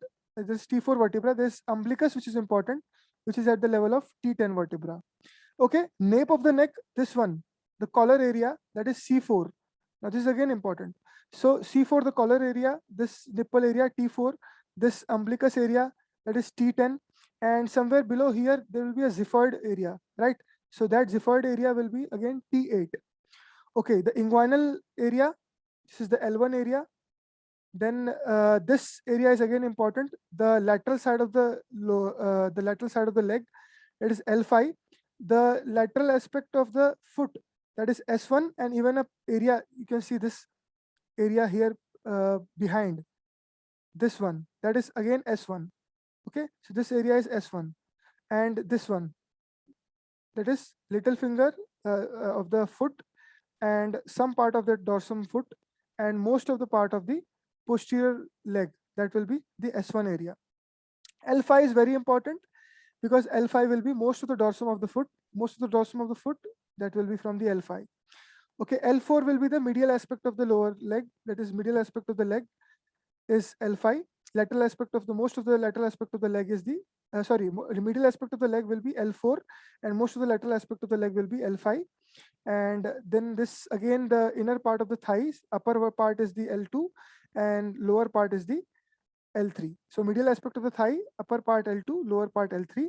Leg, medial aspect L4, lateral aspect L5. Then the foot, most of the foot dorsum L5. The little finger of the foot S1, most of the back of the leg S1 and S2. This is important dermatomes that you need to remember. Also, you need to remember this onion ring shaped arrangement of the sacral fibers. So you see the S5 is the perianal area, most area which is most close to the anal opening. So this is the perianal area S5. Just by its side will be S4. A concentric ring just outside will be S3, and so on. So this is again important because if you are testing the S5 sacral spinal segment, you need to do a per rectal examination always. This is a rule in examination. Or you need to check the anal reflex, or you need to check the anal sensations. You need to ask the history to the patient that when he goes to the washroom, after defecation, when he cleans that area, does he have preserved sensation of that area, or that sensation of that area is lost? So that is again very important. The perianal area, the S5 division. All right. So these are important dermatomes that I want you to remember. Not all, but this C4, the T4, the T8, the T10, the L1, L2, L3, then L4, L5, the S1, and then this S5, S4, S3 in a concentric manner, especially the S5. So these are important dermatomes here in the body. And in the hand, the thumb C6, index finger, middle finger C7, the little finger and hypothenar area C8. This is important. And this deltoid area will be C5. You can remember for your sake of learning this. If you have this C4 and this C6, so this area in between will be the deltoid area, the shoulder area. This will be C5. All right. So this is important dermatomes that you need to remember. So by this, you can actually have knowledge of which area is involved. There's a patient of quadriparesis, and which was admitted in my ward, and we did not know because the patients were not very. She was a female, old female, and relatives were not very enthusiastic about taking care of her. So she was, bedridden. But the moment you ask question in India, ये कब से हुआ है, or by what time this has happened, to exaggerate the situation, they will tell that this happened, this was very all right, 2 days back, and this happened within 2 days, or this happened within, a very short period of time. And when you listen that, you actually start thinking that this must be a vascular event, old lady, right? This must be some myelopathy, a non-compressive kind of a myelopathy. So we admitted that patient, and when I was examining that patient, that patient was an old lady. She was not taken care of. She slowly had developed this weakness over a period of months. It was not acute, as told by the attendants. And I was doing examination, and below the C4 level, below this nape of the neck, she had the sensations pretty decreased all over her body. So that time, by examination, I had made a level of C4, and actually when I did, she had some shortness of breath as well. So diaphragmatic movements were also not very appropriate for her. And we did a MR cervical spine for that lady, and she had a compressive lesion at C4. That's exactly how you correlate. And if your clinical is good, you can actually clinically make a diagnosis, and then MR is just confirmatory. But then today's attitude has totally changed. Patient comes, people, they, without clinical examination, without making their own diagnosis, they just put in for a radiologist to do a diagnosis. So that is slightly something which I am not in favor of. You can actually make a clinical. I know neurology is very difficult, and a lot of people will tell you that ये क्या है, MRI करवाना है, you should get a MRI done. Neurology is nothing, there's nothing to diagnose there, but that's not true. If your clinical skills are good, you can actually make a diagnosis, and then the radiology is just kind of a trying to uh, play a game with the radiologist. You already have made a diagnosis, and now let the radiologist look at an unbiased manner, and then when both of you have a same diagnosis, then that's a diagnosis, and there will be less chances that you have missed out or you have made a wrong diagnosis if you approach in this manner. Okay, so having said that, next important one is this myotome. So there's a lot of myotomes. Again, important one I will let you know. uh, this is important. Most of the important ones is what has been mentioned. A lot of that has not been mentioned, which is not important. So C1 will be responsible for neck flexion, neck extension, C1, C2, this area, right? Neck extension and neck flexion is controlled by this area. Then shoulder elevation is again C4, C5, and shoulder abduction is very specific for C5. That is deltoid area. The axillary nerve is what carries supply to the deltoid area. So shoulder abduction will be at the level of C5.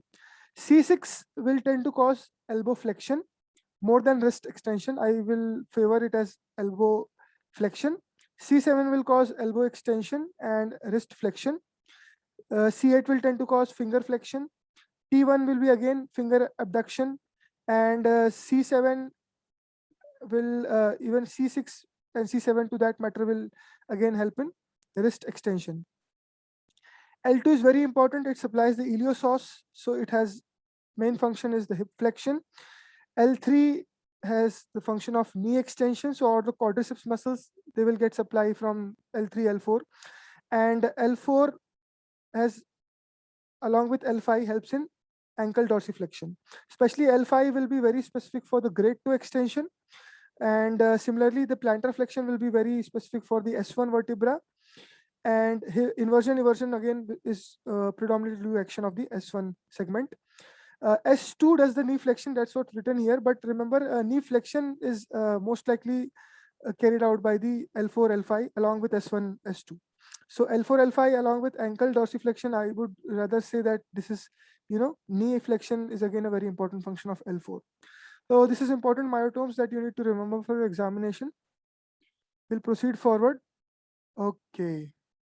So here we are having very important topic that you commonly see in your wards and you want to study, and there's a lot to be studied about this. This is the transverse myelitis, and I told you I will tell you about diagnosis of transverse myelitis. So this is the guidelines that were made by the Transverse Myelitis Consortium in 2002, and what they say is for making a diagnosis, you should have a clear cut. There should be a neurological impairment which is attributable to the spinal cords. That is, you should have a spinal cord pathology. Now it should be bilateral, although signs may be asymmetric, but then it has to be bilateral. There should be a clearly defined sensory level, and the etiology should not be explained by neuroimaging or clinically by an extraaxial pathology, compressive pathology. Okay. And there's evidence of inflammation on the spinal cord. That is, either the CSF cells are raised, or the IgG index in the CSF is raised, or the MRI gadolinium scan of spine shows a gadolinium enhancement. And this is usually seen within 7 days of the onset. All right. And the weakness should be progressive over a period of 4 hours to 21 days after onset. Okay. So this is very important. So inclusion criteria, as I told you, there should be clear-cut pathology, which is, localizing to the spinal cord.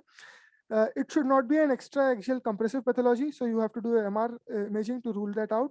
There should be bilateral signs. though they may be asymmetric, but they have to be bilateral. There should be a clearly defined sensory level, and there should be inflammation. Myelitis is basically inflammation of spinal cord.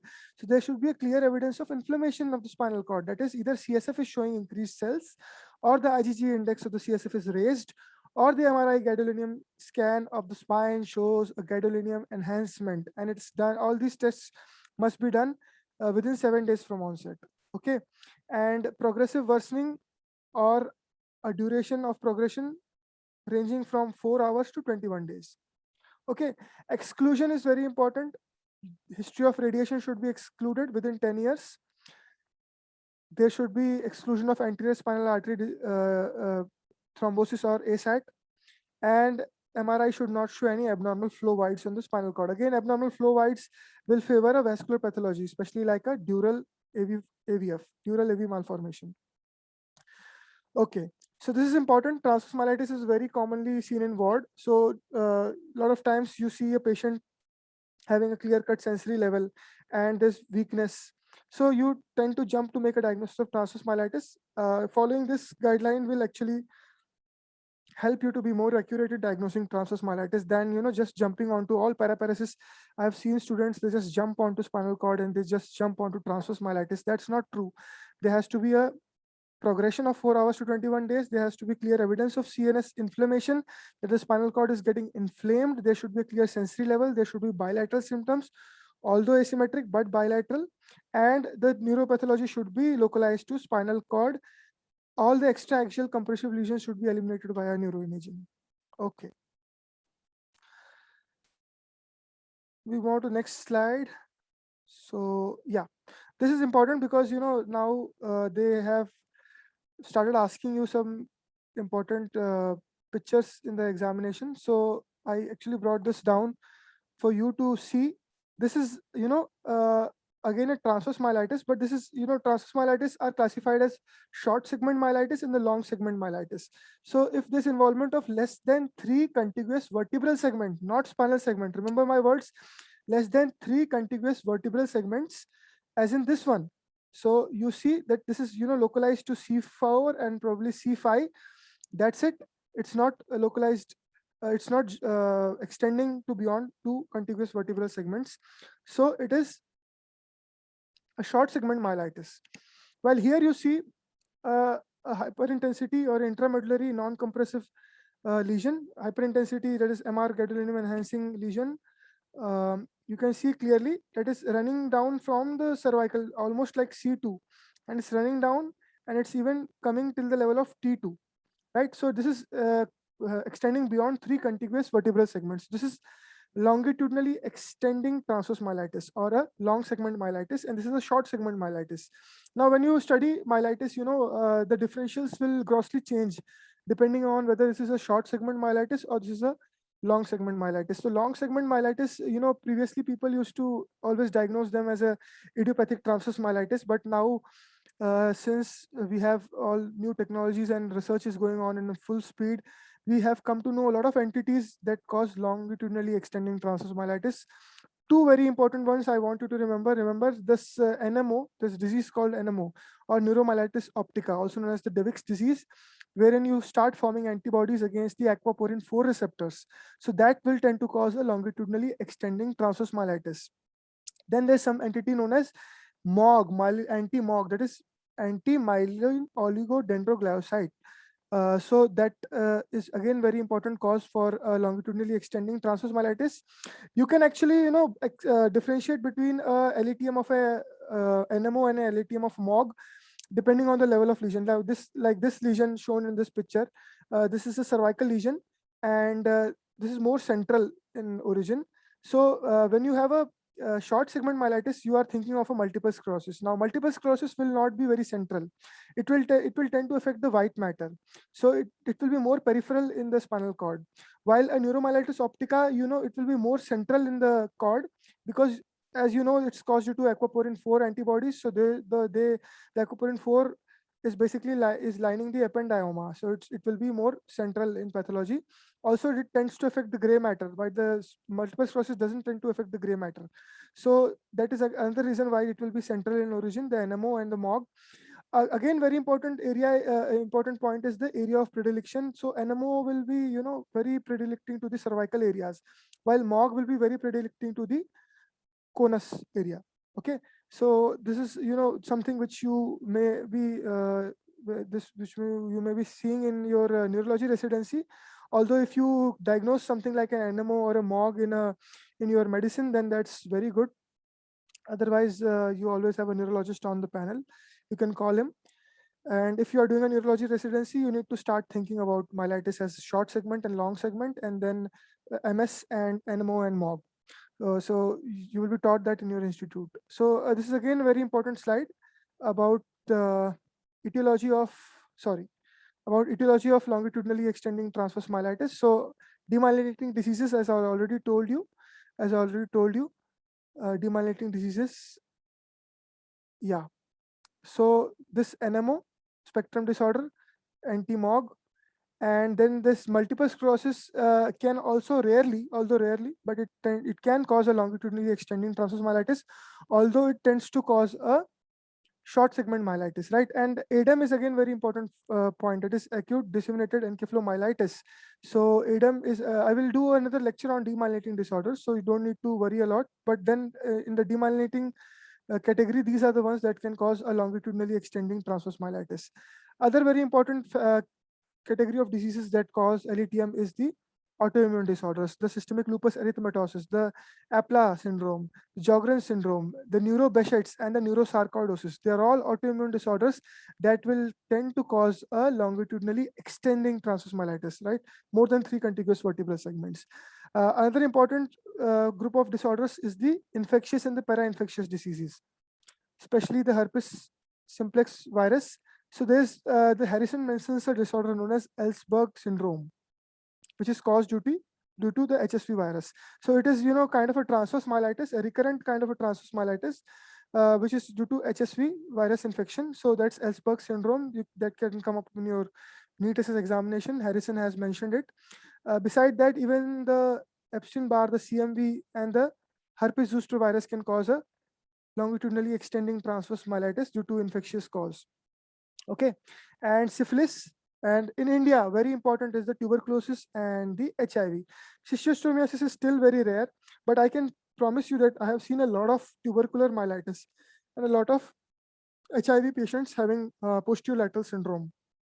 Although MRI may not be very evident, MRI may be normal in those things, but MRI may show a longitudinally extending transverse myelitis, or it may show a V sign, which again points out that this involvement of a posterolateral cord.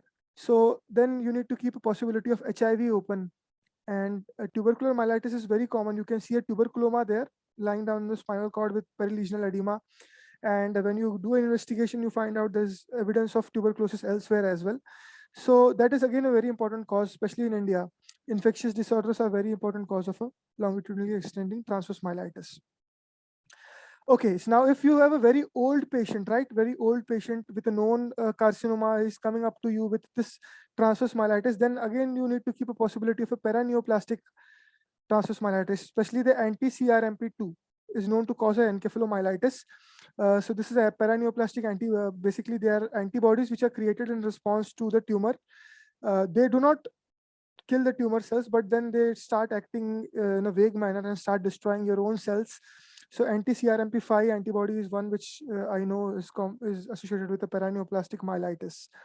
Okay, and finally, when you have ruled out all the causes, it's 15 to 30% still we don't know the cause. But when I was in medicine, people used to say that transverse myelitis is mostly idiopathic, like 50 to 60% will be idiopathic, but that's not true. That's a bluff. When I came in neurology and we start sending NMO MOG, we start sending oligoconal bands for a lot of patients, we tend to find that a lot of these patients who were labeled idiopathic transverse myelitis, they actually have a cause to it. Only thing is that we did not pick it up, or the physician seeing that did not pick it up. So he has labeled it the most important thing that he can label it, that is idiopathic.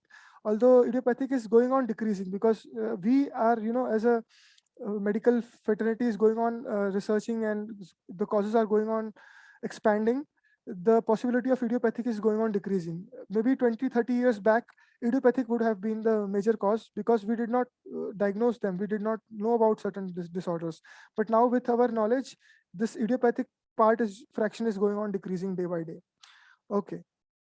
And before labeling any patient as idiopathic, you should always, eliminate all this before labeling it as idiopathic, because idiopathic is, like giving a death sentence. It's not going to improve. So you have tried out all your possibilities, you have tried out all your therapies, and then you are not coming to a conclusion, then only label a patient as idiopathic. Okay. It's, it's frustrating for both doctor as well as patient to label everything as idiopathic. So that is one thing I want you to know.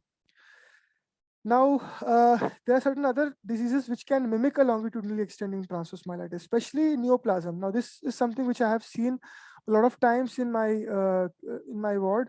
Is in OPDs also, there will be a lot of patients will come up and they will say that there's sudden onset weakness. So I'm thinking of a vascular event. But then when the MRI comes up, there's already a lesion which is sitting down there, and probably there was a hemorrhagic transformation, or maybe there's a rupture of AVM, or there's a hemorrhagic transformation in that neoplasm, and then suddenly that patient presented like a vascular lesion, but actually he had a neoplasm growing down there. So neoplasm is again very important, especially if the patient is old patient beyond 60 years, then beyond 50 years, then neoplasm is again a very important possibility that you need to keep in mind. And metabolic myelopathies, especially the B12, is very common in India. Copper deficiency, nitrous oxide toxicity, all those are very common. I had one patient uh, of nitrogen oxide toxicity. He was an anesthesia doctor, and he was practicing in a relatively old city in India, so a B grade city, I would say. So he was using all kind of old techniques. Now normally you don't use nitrous oxide in today's anesthesia, that doesn't have a lot of role, but he was using nitrous oxide because he was from a uh, remote place, and nitrous oxide was very cheap and it was available to him. So he actually came with Lermit sign and sort of imbalance, and my sir actually listened to the history, and he spontaneously tried to diagnose him. There's a very important sign known as reverse Lermit sign. Now when you know that, you can actually diagnose nitrous oxide toxicity very early. Now reverse Lermit sign is when you flex the neck. Normally in Lermit sign you will have sensations of electric current running down from neck downward, but you have electric sensations running from your neck to the head. Electric sensations running from your neck to the head. Now that is reverse Lermit sign. Now that is commonly seen in nitrous oxide toxicity. So for your importance, Lermit sign and the reverse Lermit sign can be asked in your examination. Okay, and as you know, I already mentioned the vascular reasons: the anterior spinal artery infarction, the spinal AV dural fistulas, AV malformations that can suddenly rupture, and you can have a long segment hyperintensity in the MRI, and you will label it as LETM, but then it's a mimic, it's not LETM, it's not myelitis, there's no inflammation there. There's long involvement of long segment of spinal cord, but then there's no inflammation. So that those are the disorders that you need to keep in your mind: the neoplasm, the radiation myelopathy, metabolic myelopathies, and vascular myelopathies. Okay. Okay, so this is again important thing. This is the Coda-Conus syndrome. Remember, there's something known as epiconus and paraconus also, but I won't be discussing that. That is not required at your level. So we'll be restricting our discussion to the Coda equina and the conus medullaris. So you see, this is this lower part of the spinal cord, right? So the spinal cord is ending here at L1. The spinal cord is ending here at L1, and the fibers below, they are arranged in a manner of a tail of a horse. They are arranged in a manner of a tail of a horse. That is Cauda equina, tail of a horse. They are not actually the spinal cord. They are basically the nerve roots which are coming even from higher up. They are nerve roots coming from the L2. They are nerve roots coming from the L3. They are nerve roots coming from the L4. And they are forming this Cauda equina, which is actually the level of lesion. I mean, the spinal level is L2, L3, L4, but then the level of lesion is lower down, because the nerve roots have exited from L2, L3, L4, and now they are coming out in this horse tail shaped column of fibers. So they are coming from the L2, L3, L4, but then they are forming this Cauda equina. And then there's a lower part of spinal cord, which is the S2, S3, S4 segment of the spinal cord itself. So that is the conus. And this fiber arrangement is the cauda equina. Okay. So although cauda equina, the level of the pathology or the lesion is lower down, but the symptomatology or the symptoms occur in a distribution of nerve roots which are coming from a still higher level. They are coming from the L2 level, L3, L4 level. So symptomatology will be around L2, L3, L4 level of lesions. Although the pathology in the spinal cord is lower down, is lower to the spinal cord. It's on the terminal part of the spinal cord, not even the spinal cord. The fibers that are exiting from the spinal cord, forming the horse tail shaped bunch of nerve fibers, the cauda equina, right? And conus medullaris, the level of lesion in the spinal cord is still higher up. When the actual spinal cord is exiting, or the actual spinal cord is existing.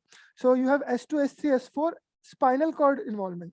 In cauda equina, don't have the spinal cord involvement. You have the nerve roots which are coming up from a level higher than the conus medullaris, right? They are coming from L2, L3, L4, L5, and so on. But then they are nerve roots. They are not spinal cord. So the level of pathology or the level of tumor or level of compression is lower as compared to conus medullaris, although symptomatology is higher up. This is what I want you to know, because people get confused when they don't understand this basic pathology. Okay, so if there's a cauda equina syndrome, spinal cord is not getting affected. Nerve roots coming from L2, L3, L4 are getting affected. If there's a conus medullaris involvement, the spinal cord, the lower spinal cord, the S2, S3, this cone of the spinal cord is getting affected. All right. So when you understand this, understanding the difference is very easy. So cauda equina will be usually gradual and unilateral as usual, because they are nerve roots. So they are exiting from both the sides. When there will be a compression from this side, it will selectively damage the nerve fibers of this side, right? But if suppose there's a conus medullaris lesion, right? This compression here. Now the whole spinal segment here, S2, S3, S4 is gone. So both the nerve roots exiting from this level will be affected. So they are usually, conus medullaris is bilateral, while cauda equina is unilateral. Conus medullaris will be sudden in onset because it is a spinal cord pathology, while cauda equina will be gradual because it's a root pathology, right? Now the level of lesion I already told you in cauda equina is L2, L3, L4, and so on, right? So if you see uh, in cauda equina, both knee as well as ankle reflex will be lost, because even the S1 nerve exiting from here is coming down here. The L2 nerve from there is coming down here. So both are getting affected here, right? So both ankle and knee reflexes are affected. But in case of conus medullaris, selectively S1, S2, or S3 segment of the spinal cord is getting involved, and corresponding roots are getting involved. So the L2 fiber, L3 fiber, which was coming down from higher up, that is spared. So you see, ankle jugs are affected, but knee is preserved. All right. So knee is preserved in conus medullaris. Knee is affected in cauda equina. Ankle is affected in cauda equina. Ankle is affected in conus medullaris. So ankle will not let you the difference between two. Knee jerk will let you the difference between two. If knee jerk is getting affected, that's cauda equina. If knee jerk is relatively preserved, that's conus medullaris. Okay, radicular pain as the rule, cauda equina is basically a radiculopathy. There's no spinal cord there. There's all radicals there. So radicular pain will be more severe in cauda equina. Radical pain will be less severe in conus medullaris. Lower back pain, funicular kind of pain will be more in conus medullaris because it's a spinal cord pathology. So intramedullary lesion. So funicular pain. So lower back pain will be more in conus medullaris, but it will be less in cauda equina. All right. Sensory involvement, right? Sensory numbness tends to be more localized to saddle area, asymmetric, unilateral, no dissociated sensory loss. Same thing. See, remember, when you have a spinal cord pathology here, dissociated sensory loss will be more a feature of conus medullaris. Dissociated sensory loss will not be a feature of cauda equina. This sensory loss will be more symmetrical, but this sensory loss will be asymmetrical in cauda equina. Okay, and the saddle area, sorry.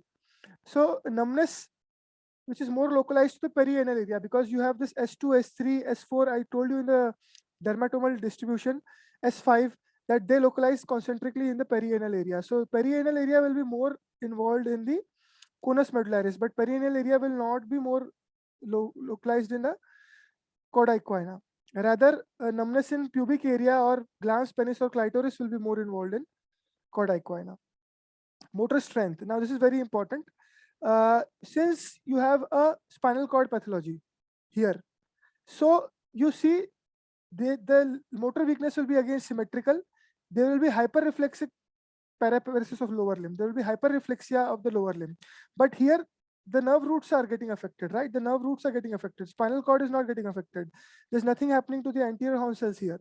So you see there will be asymmetric areflexic paraplegia. So areflexic asymmetric paraplegia with less atrophy and less fasciculation. I mean, fasciculations are rare and atrophy is more common here, because it's kind of a radiculopathy, so it will tend to show all features of a radiculopathy. Radiculopathy will fasciculations will be rare and atrophy will be common. Okay, and here fasciculations will be more marked, as I told you, because it's an intramedullary pathology. So it's the gray horn cells are also getting affected. So fasciculations will be there. It will be symmetrical and there will be hyperreflexia. There's no involvement of gray horns. Only the nerve roots are getting affected. So there will be more fasciculations won't be there. Atrophy will be present and it will be areflexic paraparesis. Okay. Now impotence, again, most of the area supplying your reproductive organ come from the S2, S3, S4 areas. Okay. So when they get involved, you will tend to have bladder involvement and impotence very early in case of a conus medullaris. But in case of a cauda equina, you see erectile dysfunction is less frequent and even urinary retention is later in course. Because S2, S3, S4, these segments are more involved in conus medullaris. These are relatively less involved in cauda equina. So you will tend to have impotence and sphincter function dysfunction more in conus medullaris, while in cauda equina, that two functions will be late feature or they will be relatively spared. So this is why the whole difference is, when you understand the pathology, this is the spinal cord part, the terminal part of spinal cord which is getting affected, that is conus medullaris, and not the spinal cord, but the radicals coming from higher up, forming a tail of a horse. When they get affected, that is cauda equina. All right. So cauda equina, the level of lesion will be L2, L3, L4, L5, S1, and so on. Okay. But in conus medullaris, it will be S2, S3, S4. And since this is intramedullary pathology, gray matter involvement will be common in conus medullaris. So it will tend to be hyperreflexic. There will be fasciculations and it will be more symmetrical. But in cauda equina, it will be asymmetrical, right? It will be asymmetrical. It will be areflexic because the nerve roots are getting involved. Fasciculations won't be seen because gray horn cells are not getting affected.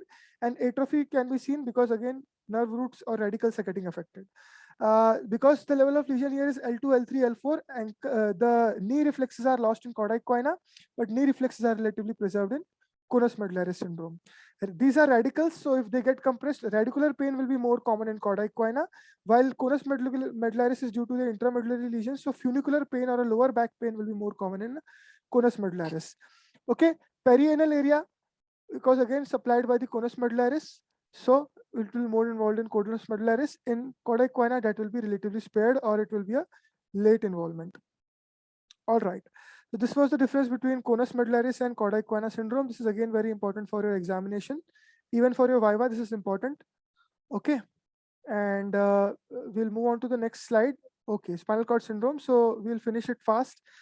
So in spinal cord syndrome, basically we have divided spinal cord syndrome into certain important variants, right? Depending upon which area is involved. So I already told you about this. So anterior cord syndrome is basically the area supplied by the anterior spinal artery. The anterior two-third will be lost. So there will be loss of pain, temperature, sensation. There will be loss of, motor action. So hyperreflexia will be there below the level of lesion, but vibration and proprioception will be intact because this posterior column is intact, right? Similarly, in central cord syndrome, this lateral tracts, that is the spinothalamic tract and the corticospinal tracts, are getting involved first, and the posterior column is relatively spared. So you will again see a sensory deficit, dissociated kind of a sensory involvement can be seen in a central cord syndrome. Then comes is a Brown-Sequard syndrome. Brown-Sequard syndrome is a hemichord syndrome. So you have involvement of all the tracts in half of the spinal cord. Now most of them is ipsilateral. So joint position sense loss is ipsilateral. The motor weakness is ipsilateral.